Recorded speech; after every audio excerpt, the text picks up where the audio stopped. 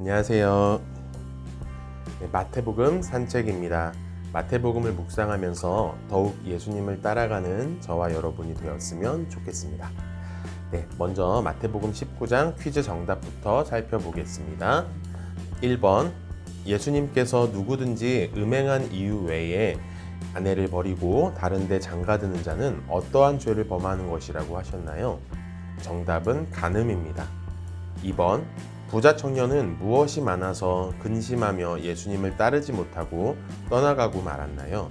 정답은 재물입니다. 3번, 예수님께서 제자들에게 어떠한 사람은 천국에 들어가기 어렵다고 말씀하셨나요? 정답은 부자입니다. 마태복음 20장은 내용상 네 부분으로 구별할 수 있습니다.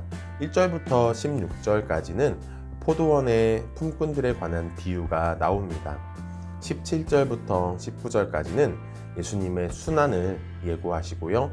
20절부터 29절까지는 세베대의 아들들의 어머니에게 대답하심으로써 제자들에게 자기를 낮출 것을 말씀하십니다. 그리고 예수님이 오신 목적도 섬기러 오신 것이라고 가르쳐 주십니다. 30절부터 34절은 구소경의 시력을 회복시켜 주십니다. 마태복음 20장에서 제가 은혜 받은 것을 나누고자 합니다. 포도원의 비유에서 우리는 이상한 주인을 만납니다. 우리는 세상에서 각자 정당한 몫을 받는 것을 정의라고 생각합니다. 그러나 이 주인이 생각하는 정의는 조금 다릅니다. 이 주인은 자신이 주기로 생각한 대로 주는 것을 정의라고 생각합니다. 그는 일꾼을 고용하여 자신의 수입을 키우는 데에는 관심이 없어 보입니다.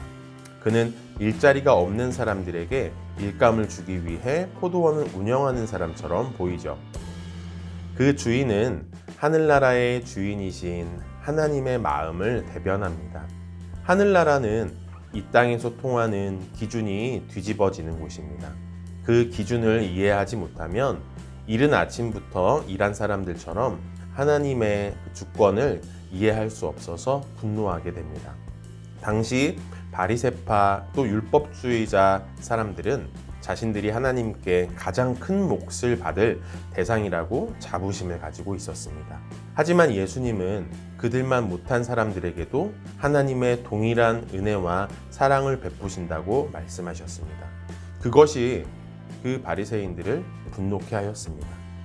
그래서 예수님께서 먼저 된 자가 나중되고 나중된 자가 먼저 될 자가 많으니라 말씀하신 16절 말씀은 이런 뜻입니다. 세번역 성경으로 보면 첫째가 된 사람은 꼴찌가 되고 꼴찌가 된 사람 중에 첫째가 될 사람이 많을 것이다, 이렇게 번역이 되어 있습니다.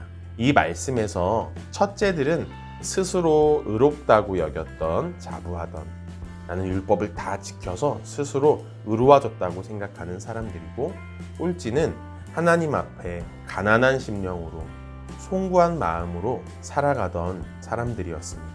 유대교의 공로신학과 예수님의 은혜신앙, 이것이 얼마나 다른지 우리는 알 수 있습니다.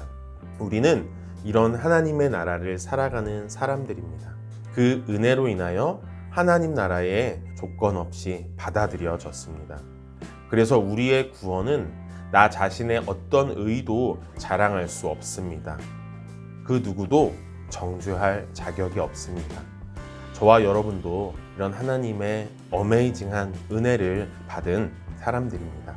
나 같은 죄인 살리신이라는 이 찬양을 오늘 말씀을 묵상하며 받은 은혜와 함께 한번 찬양을 불러보는 것이 어떨까요? 오늘은 여기까지 하겠습니다. 감사합니다.